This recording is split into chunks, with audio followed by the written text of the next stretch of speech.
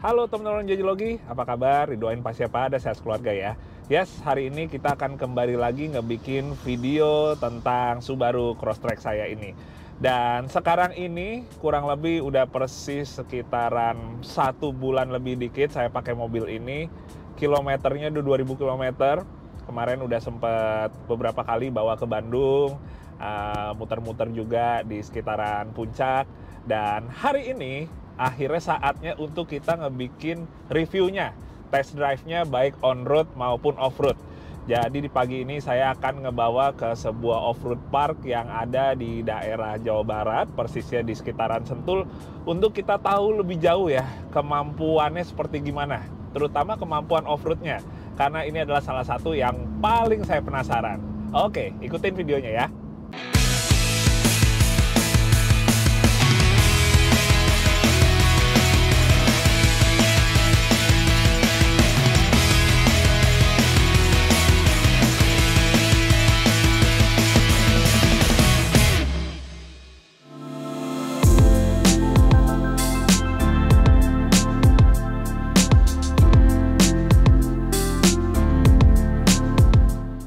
Sebelum kita melakukan testing terutama untuk yang off-road ya teman-teman, jadi kemarin saya sempat ngelakuin sesuatu di Crosstrek ini yang menurut saya sangat penting.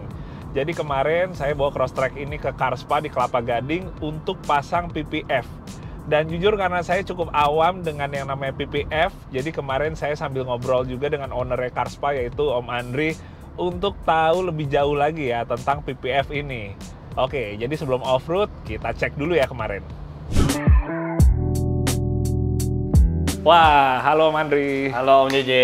Apa kabar Om? Baik, gimana Om JJ? Kabar baik juga Om. Oke. Om, tadi saya habis cerita juga ke teman-teman kalau misalnya hari ini saya mau ngambil Subaru Crosstrek yang baru selesai di PPF di Carspa. Tapi saya sambil pengen belajar juga nih Om. Boleh dong Om. Soalnya kalau ngomongin PPF nih, saya cukup awam Om. Siap Om, kita bantu Om. Siap, thank you banget buat Carspa. Nah tapi ngomong-ngomong Om, saya pengen nanya dulu nih. Carspa nih sebenarnya udah ada dari kapan ya Om? Kita brandnya tuh dari 2002. 2002? Iya. oke. Jadi udah lumayan lama. Dari 2002, itu berarti servisnya apa aja Om sejak awal? Dari 2002 tuh kita bergerak tuh utamanya pertama kan dicuci sama poles zaman dulu. Nah terus habis itu cuci, poles, detailing. Nah kita tuh pelopor detailing pertama yang detail sampai kolong-kolong sampai bersih segala macam. Itu kita sebenarnya salah satu pelopor pertamanya. Ngomong-ngomong kalau untuk cabangnya sendiri nih udah ada cabang kah atau? Iya, kita cabang ada 3 di Pondok Indah.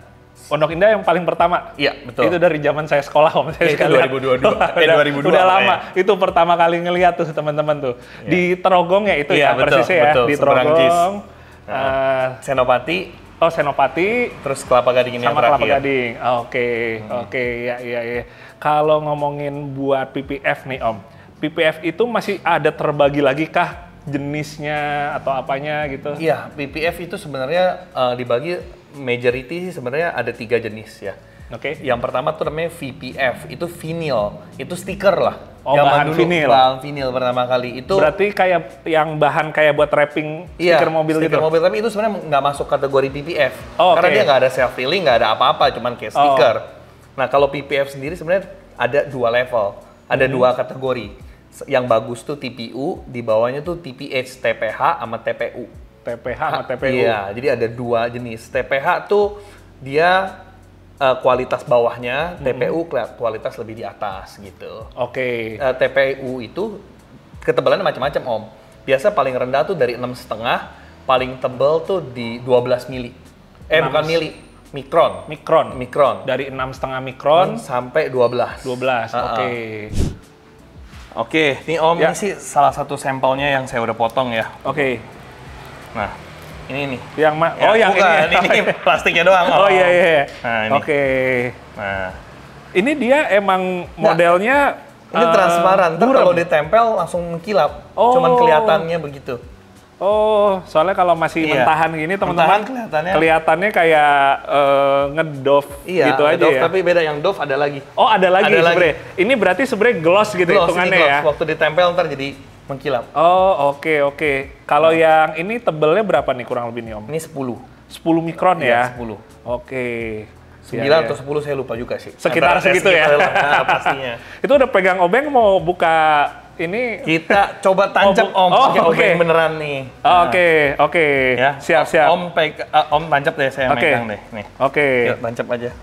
Nih, Langsung aja saya dorong ya Om ya. Dorong. Kok jadi saya grogi? Tekan aja terus.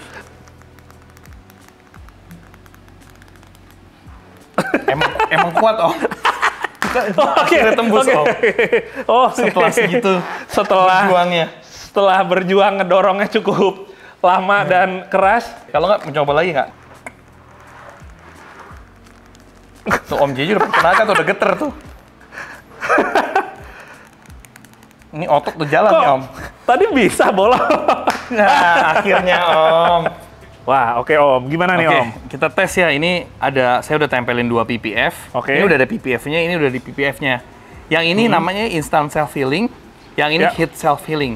Jadi ini pakai panas, ntar bisa sembuh. Ya kayak di Jakarta kan selalu panas, jadi ntar bisa sembuh. Kalau ini langsung sembuh. Yang ini nggak perlu kena panas ya, yang sebelah sini ya? Ntar bisa lihat, jadi nggak bisa baret yang ini. Oke. Ya. Tapi ini juga ntar bisa baret dan bisa hilang. Ya. Kita kasih lihat ya. Yuk, coba kita kasih lihat ya. Ini saya pakai tenaga dan ini tajam ya. Ya. Kelihatan nggak ada baret di sini? Iya, kelihatan. Iya, yang ini ada baretnya, yang ini benar-benar nggak ada nih. Nah, teman-teman, sekarang kita udah ada di sebelah Subaru Crosstrek-nya nih. Kalau sekilas kayak nggak kelihatan ada yang berubah ya, Om ya? Tandanya pemasangan saya bagus. Justru kalau kelihatan, itu nggak bagus. Oh, iya. Nggak boleh ada kelihatan. Kalau kita bisa ngelihat ada kayak garisannya ya, antara si PPF sama body aslinya yang belum ke itu baru. Itu tandanya nggak bagus. Nggak rapi ya. Justru nggak boleh ada kalau ada kelihatan, itu jadi justru bagus. Yang menjadi satu hal yang ini tuh diharamkan mungkin buat Om Andri. Nah, ngomong-ngomong nih Om, ini sambil saya belajar juga nih. Siap. Kalau ngomongin buat instalasi PPF itu prosesnya apa aja sih Om dari awal? Oke, prosesnya pertama kan kita ambil lembarannya, kita buka. Di lembaran itu kan ada lembaran pelindung, sama enggak kita buka. Terus pemasangan PPF itu pakai air. Jadi kita semprot air. Terus habis itu kita taruh di bodinya. Habis itu kita squeeze pakai alat khusus juga. Sebenarnya mirip seperti kaca film, cuman bedanya kalau kaca film kan pakai hot gun atau stiker kan pakai hot gun. Kalau kita pakai air, jadi airnya kita buang dengan sabun tetap. Betul, air dengan sabun untuk biar untuk dia licin. Udah ngeplak, udah pas yang kita mau kita keluarin airnya. Nah habis itu dia akan merekat antara ya kayak kaca film, lemnya sama bodi mobil kita. Gitu. Sementara kalau buat kayak bagian-bagian yang lekuk-lekuknya gitu tuh gimana tuh? Itu makanya itu susahnya di situ. Kita harus pakai teknik, kita tarik, kita penarikan, pengsqueezan ya itu yang harus maksudnya itu yang kenapa pasang PPF lama dan nggak semua orang, maksudnya orang stiker belum tentu bisa masang PPF, orang kaca film nggak bisa masang PPF ya karena itu. Kalau kaca film kan lurus ya, jadi kan gampang. Nah kalau ini kan kayak bumper kan lekak-lekuk gitu. Nah itu dia tuh. Nah ya makanya itu proses susahnya. Jadi kita harus pakai penarikan. Nah otomatis juga karena bahannya bagus, bahannya kan lentur. Bahannya jadi bisa mengikuti bentuk bodinya juga. Gitu. Jadi makanya itu dia yang bikin lebih takes time ya Om ya, ketimbang kayak mungkin kita nge-wrapping mobil dengan stiker gitu ya. Iya, karena wrapping mobil dengan stiker kan tuh pemasangannya kering. Begitu nempel tuh langsung nempel, selesai. Kalau kita habis nempel, selesai itu, tunggu habis kering kita harus finishing lagi. Kalau stiker kan langsung jadi, kalau dia tuh lebih banyak tahapnya. Jadi sebenarnya kesulitannya emang di atas stiker. Makanya karena ada prosesnya gitu bertahap, nggak bisa instan sehari dua hari beres ya kalau. Iya bisa tapi hasilnya ntar tidak memuaskan. Nggak maksimal ya. Itu dia kelihatan ada garisannya. Iya, kalau ada garis-garis kan nggak enak gitu ya. Iya benar sih. Nah ini teman-teman kalau saya lihat so far nih ya, ini benar-benar nyaru ya. Maksudnya kayak seakan-akan nggak ketempel PPF gitu Om. Soalnya saya nggak ngeliat ada garisan-garisan yang jadi pembatasnya nih antara PPF dengan bodi aslinya nih. Wah, itu susahnya Om. Banget. Itu susah ya di situ ya. Wah.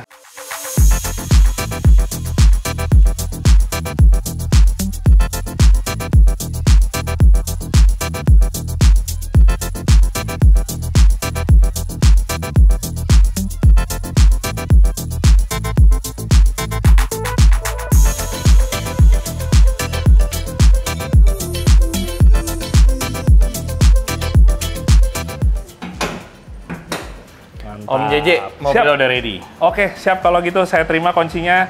Terima kasih Om Andri. Sama-sama. Terima kasih untuk Carspa yang udah ngebikin saya siap nih buat adventure nih setelah ini nih. Siap Om. Nggak khawatir lagi dengan bodinya ya. Aman. Oke Om, kalau gitu saya langsung pamit sekarang. Saya sambil izin mau ngasih info ke teman-teman yang mungkin pengen tahu lebih jauh untuk PPF atau servis lain yang ada di Carspa. Kalian bisa kontak nomor di bawah ini atau ke akun IG yang ada di bawah ini juga. Oke, sekali lagi makasih ya Om ya. Sama-sama Om. Thank Sukses you selalu Om. Thank you. Siap. Thank you. Oke teman-teman, kita siap untuk melanjutkan untuk off-road dan adventure di minggu ini.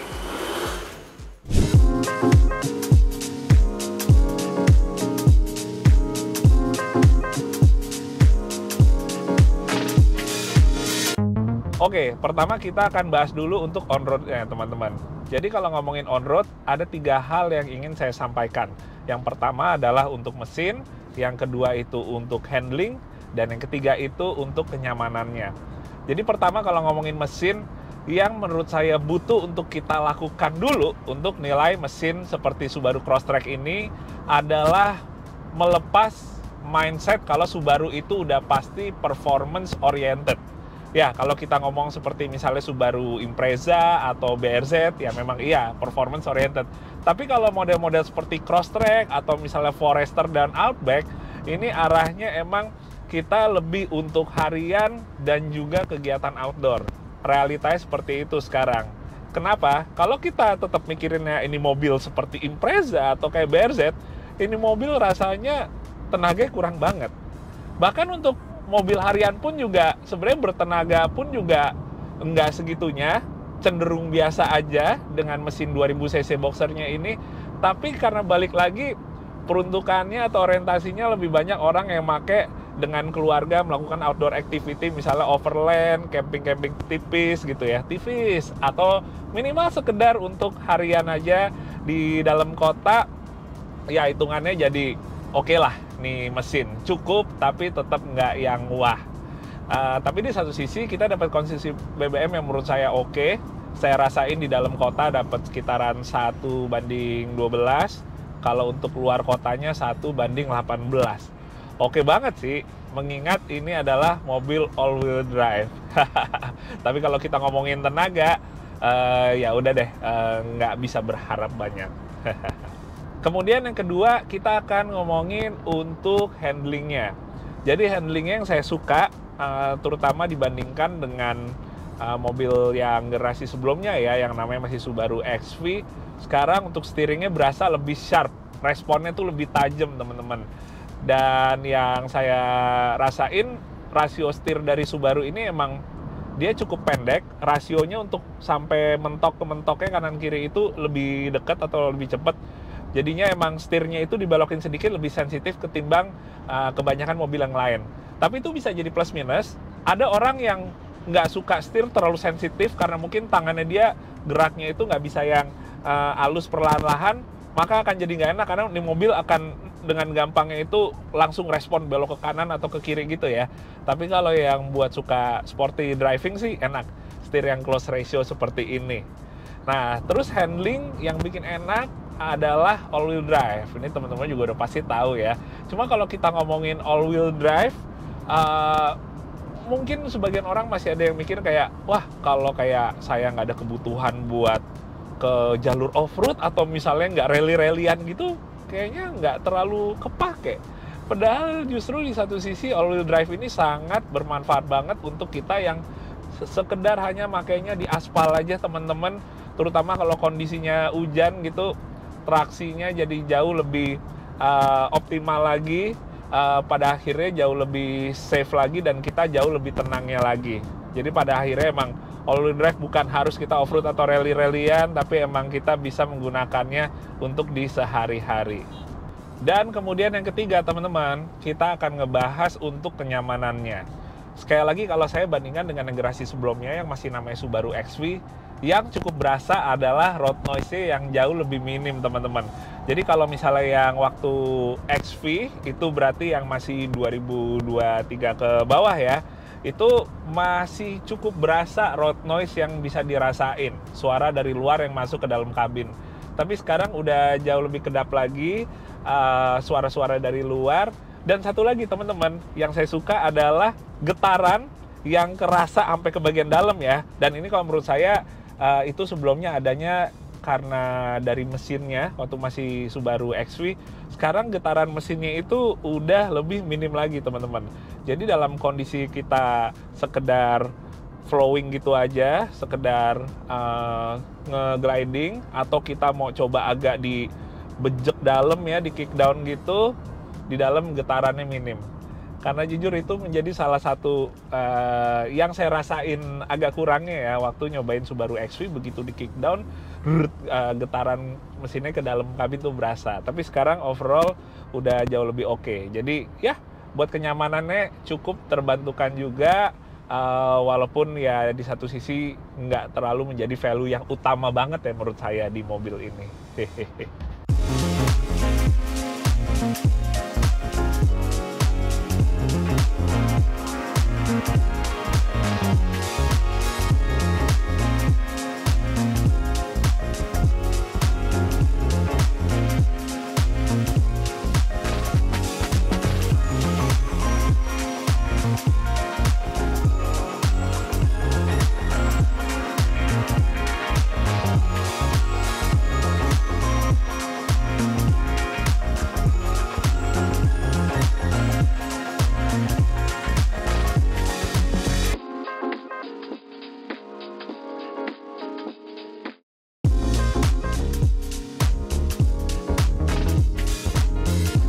Oke teman-teman, alhamdulillah kita baru aja nyampe di DP Sentul. Jadi di sini kita akan kurang lebih mencari tahu lebih jauh kira-kira kemampuan off-roadnya gimana ya di Subaru Crosstrek ini.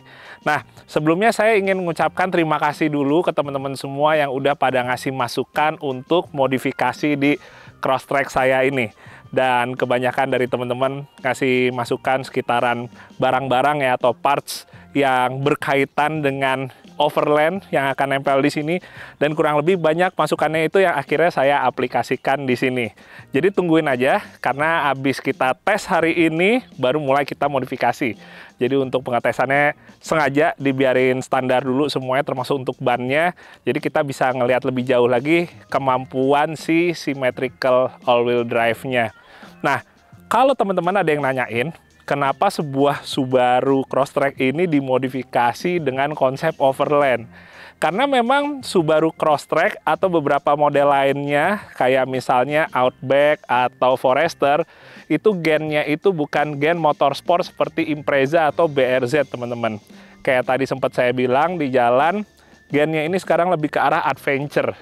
Dan satu hal yang menarik, kayak misalnya di Amerika Serikat atau Kanada, yang menjadi pasar utama Subaru sekarang ini ya, ini adalah salah satu crossover yang paling populer digunakan untuk overland, teman-teman. Itu dia kenapa akhirnya saya juga terinspirasi dan boleh dibilang kena kompornya juga ya untuk nyobain overland pakai crossover yaitu Crosstrek ini. Ya, jadi kita siap-siap sekarang buat nyobain trek di sekitar DPS ini. Saya nggak cuma pengen ngasih tauin untuk SAWD atau symmetrical all-wheel drive-nya aja, tapi saya juga pengen ngasih liatin ke teman-teman cara kerja dari X-Mode-nya. Banyak yang udah tahu X-Mode itu adalah salah satu fitur yang ada di Subaru, tapi gimana cara kerjanya, apa perbedaannya antara yang matte dengan yang dirt, itu yang akan coba saya bantu jelasin di hari ini. Yaudah, langsung aja ya, kita mulai off-road-nya di sini. Yes teman-teman, jadi sebelum kita mulai buat tes off-roadnya, satu hal yang pengen saya sampaikan dulu adalah untuk SAWD atau Symmetrical All-Wheel Drive-nya. Banyak juga yang udah tahu kalau Subaru itu punya teknologi yang bernama Symmetrical All-Wheel Drive, tapi ternyata nggak banyak juga yang tahu persisnya itu apa sih. Jadi sebenarnya teman-teman, Symmetrical All-Wheel Drive itu adalah filosofi dari Subaru, di mana sistem atau layout dari drivetrain di mobil ini itu simetris atau imbang antara kanan, kiri, depan, dan belakang. Pertama kalau kita ngomongin dari mesinnya, karena mesin boxer ini dia mengarahnya itu segaris depan belakang, jadi dari mulai mesin sampai ke transmisi sampai ke askopel belakang semuanya segaris lurus. Kedua, filosofi symmetrical ini dari kita ngomongin penggerak rodanya, yang mana di antara 4 roda ini dia itu bergerak secara kontinu atau konstan si keempat rodanya. Itu yang ngebedain dengan all wheel drive biasa, di mana all wheel drive biasa itu kebanyakan sebenarnya yang gerak aktif secara konstan tuh hanya 2 roda aja. Misalnya 2 roda yang di depan. Giliran butuh traksi tambahan, baru roda yang ada di belakangnya ikut aktif. Tapi beda dengan Subaru di mana keempat rodanya itu secara terus-menerus berputar terus, sehingga boleh dibilang all wheel drive-nya itu jauh lebih tulen ya, atau lebih paten gitu. Bukan sekedar all wheel drive ringan yang mana kerjanya itu sesekali aja keempat rodanya. Kalau di Subaru secara full time atau secara terus-menerus dia keempat rodanya aktif bekerja. Kurang lebih seperti itu. Ya, langsung aja teman-teman kita cobain di sini. Kita akan mulainya ya boleh dibilang dari bagian yang rata-rata dulu aja. Ini walaupun mungkin sekilas terlihat tanahnya kering, tapi kalau teman-teman lihat dari yang ada di ban, gumpalan tanahnya kelihatan banget kalau emang habis hujan nih. Tadi nih mungkin tadi subuh nih habis hujan nih, jadi tetap licin. Kita akan balik arah di sini. Oke, sebentar teman-teman. X mode-nya ini, oh ya, kita belum aktifin, jadi masih dalam kondisi traction control normal yang digunakan di jalan raya. Ya, jadi walaupun X mode ini dalam keadaan mati teman-teman, tapi ya tetap mobil Subaru ini dia tetap ada traction controlnya ya, yang mana itu sebenarnya lebih untuk traction control pas di jalan aspal. Kalau kita pakai untuk di off-road, itu akan kurang jatuhnya. Jadi sekarang saya akan nyobainnya dulu tanpa X mode dipasang. Kita akan lewatin kubangan ini. Oke, kita turun sedikit di sini. Agak mentok sedikit di bagian bawahnya.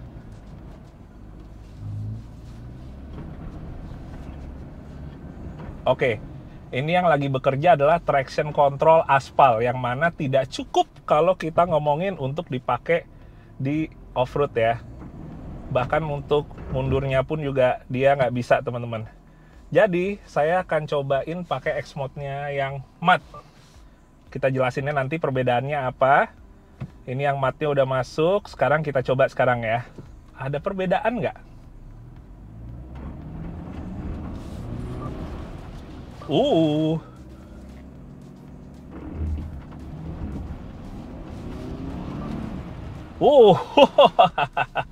Bener-bener sampai jauh. Wah, ternyata keempat rodanya ngambang teman-teman. Jadi nggak ada yang nyentuh ke permukaan tanah. Oke, jadi sekarang kita recovery dulu menggunakan sand ladder.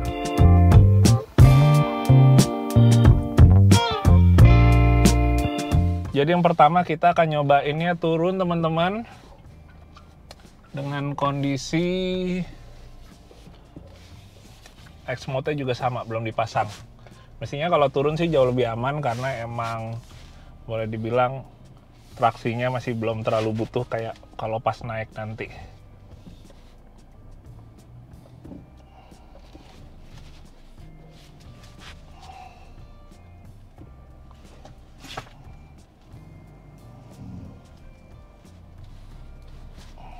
Oke.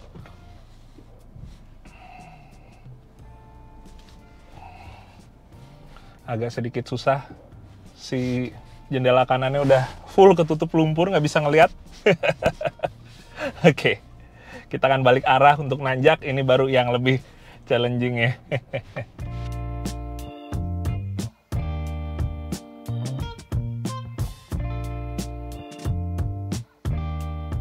Oke teman-teman, kita sekarang udah balik arah, dan untuk posisi yang nanjak ini saatnya saya untuk ngejelasin X mode. Jadi banyak juga teman-teman yang udah tahu kalau salah satu fitur di Subaru ada yang namanya X mode, dimana ini boleh dibilang adalah mode berkendara off-road ya, atau traction control off-road yang ada di Subaru.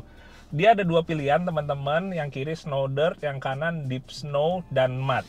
Jadi pada intinya adalah kalau kita aktifin X mode ini, mau yang mode pertama atau mode kedua, pada intinya dia akan menyesuaikan gerak roda di keempat buah rodanya ini sesuai dengan traksi yang dibutuhkan.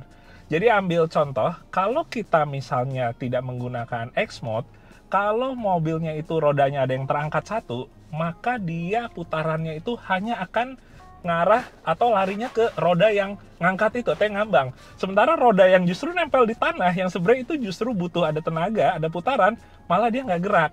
Tapi dengan kita pakai X-Mode ini, dia akan menyesuaikan yang tadinya gerak itu cuma yang ngambang aja, sekarang yang tetap nempel tanah itu gerak, akhirnya bisa maju lagi.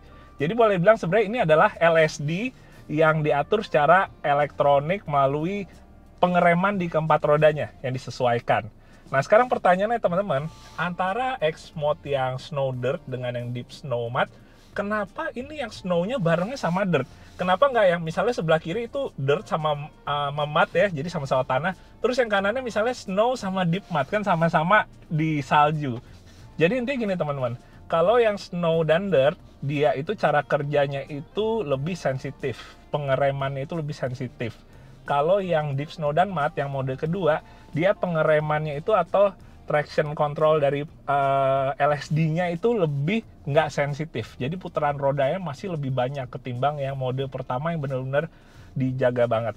Jadi pada intinya yang mode pertama ini lebih kita gunakan kalau misalnya off-road-nya itu yang ada traksi, yang ngerayap aja nggak butuh momentum. Tapi kalau mode yang kedua yang sebelah kanan, itu dibutuhin di jalur-jalur off-road yang lebih butuh momentum. Misalnya kayak mud atau deep snow.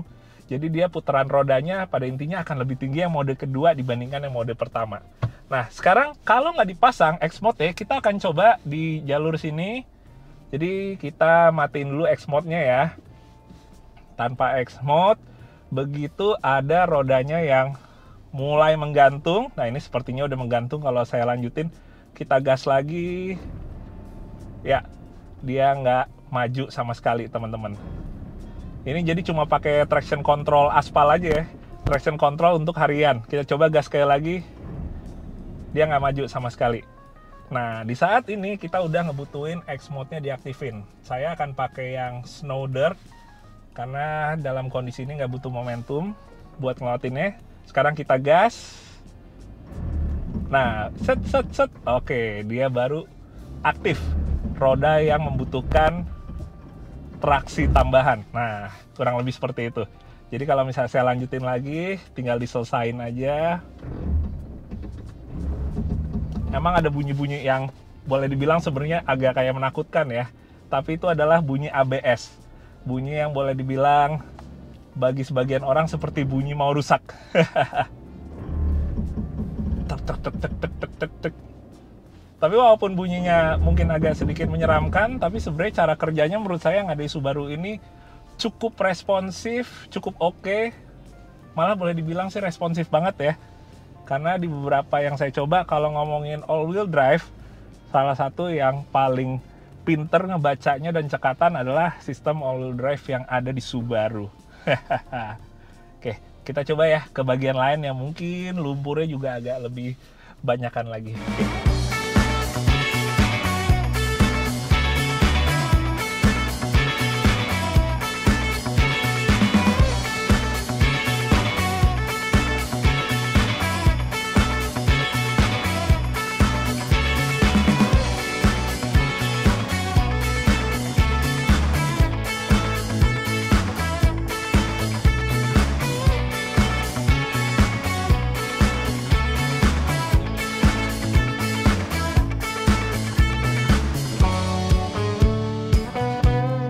Oke teman-teman, kita udah berpindah ke bagian berikutnya.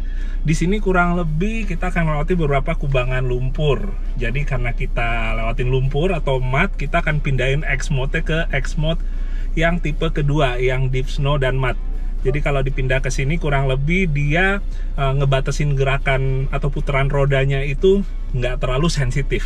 Jadi dia masih dibiarin setengah-setengah ngespin gitu ketimbang kalau X-Mode yang pertama ya, yang tipe pertama teman-teman. Nah, tapi tadi saya udah sempat nge-survey jalurnya di sini. Dia kurang lebih sebenarnya kalau kita ikutin relnya atau jalurnya yang persis ada, ini cukup dalam ya untuk hitungan pakai crossover. Jadi akan saya kangkangin alias dipindahin atau digeser posisinya ke kanan. Oke, kita gas ini. Oke, wih. Wah, seru.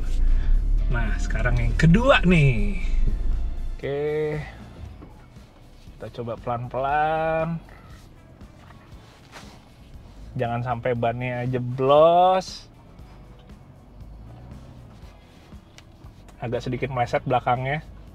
X-mode-nya mulai bekerja.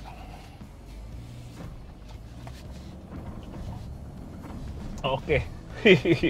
Asik banget. Oke. Lanjut lagi ke kubangan yang ketiga ya.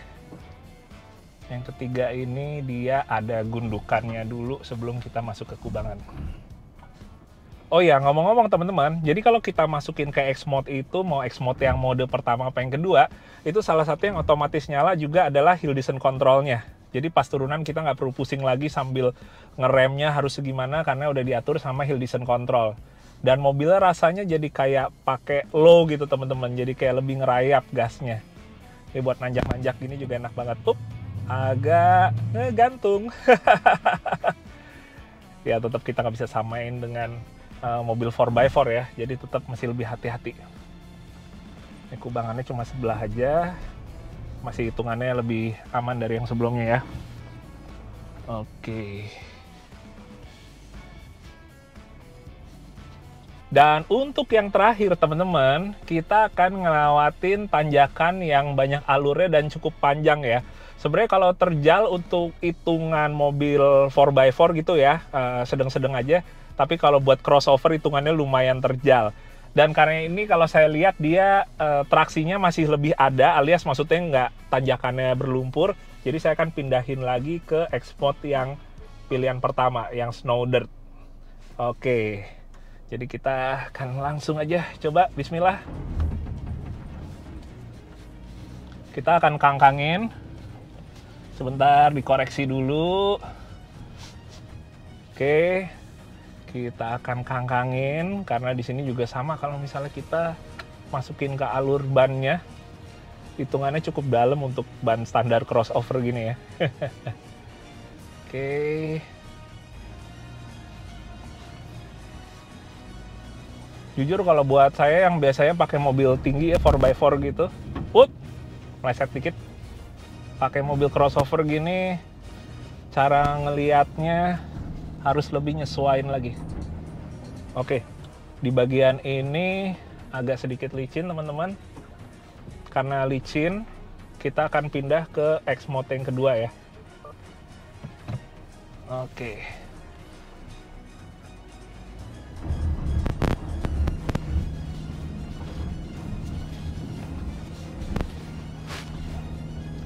Sambil dimainin setirnya dikit. Oke.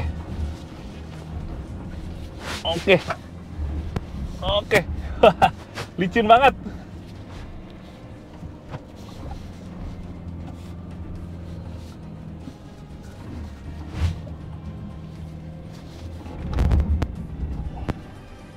Di sini akan saya pindahin dulu ke yang mode 1.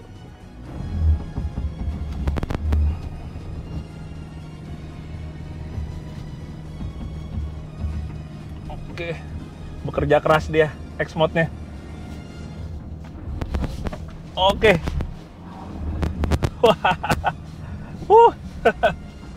Terus. Oke, cukup dulu sampai sini. Oke. Wah. Sebenarnya di luar ekspektasi juga ya untuk tanjakan yang terakhir ini, teman-teman. Karena balik lagi tanjakan untuk ukuran crossover cukup curam, alurnya hitungannya cukup dalam untuk ban crossover seperti Crosstrek ini. Dan yang terakhir adalah ada kombinasi antara yang minim traksi ada lumpur sama yang traksinya masih ada ya, alias agak kering. Jadi tadi juga butuh untuk kita mainin X-mode-nya. Tapi nggak perlu kayak bingung juga sih teman-teman, kita nyesuain aja ya pilihannya ini dengan kita lihat kondisinya. Kalau tanahnya yang rada kering itu kita pakai mode 1, kalau yang becek-becek itu kita pakai mode 2. Wah.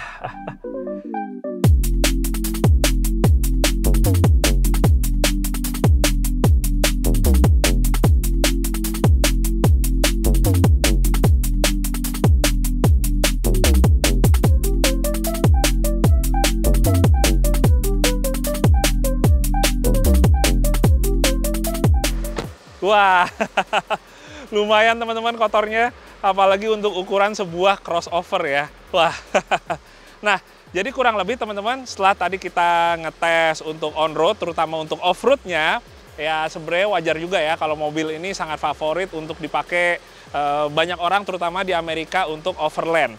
Secara overall, emang jalur yang tadi kita coba kalau untuk crossover, apalagi masih standar ya, maksudnya minimal buat bannya itu masih pakai ban halus, sebenarnya hitungannya itu cukup berat ya, atau sedikit tidak layak.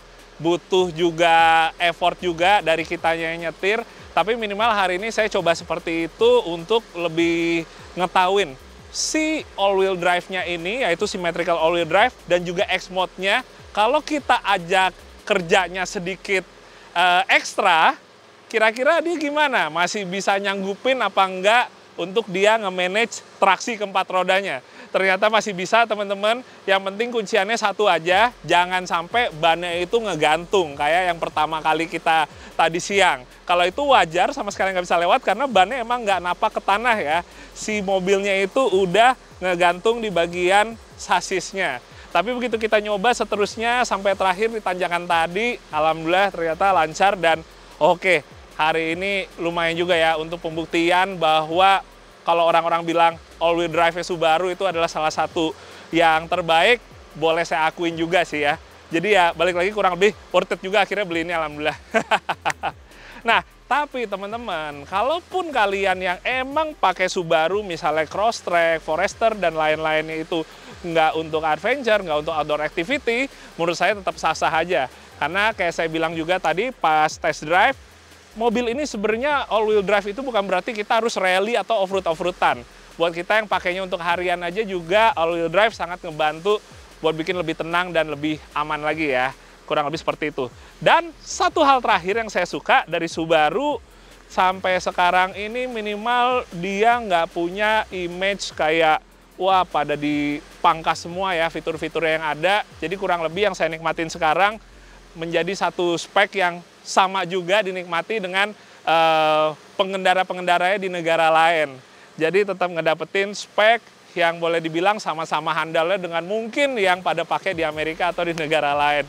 Itu yang saya suka ya. Jadi harum lah namanya, kurang lebih gitu. Oke teman-teman, jadi sekian dulu untuk video kali ini. Makasih banyak untuk kalian yang udah support dan nonton juga sampai habis ini. Tungguin aja nanti kelanjutan dari Subaru Crosstrek saya ini, kira-kira bakal jadi gimana, bakal ada update-nya setiap ada upgrade di mobil ini. Oke, sampai ketemu ya. Dadah, assalamualaikum.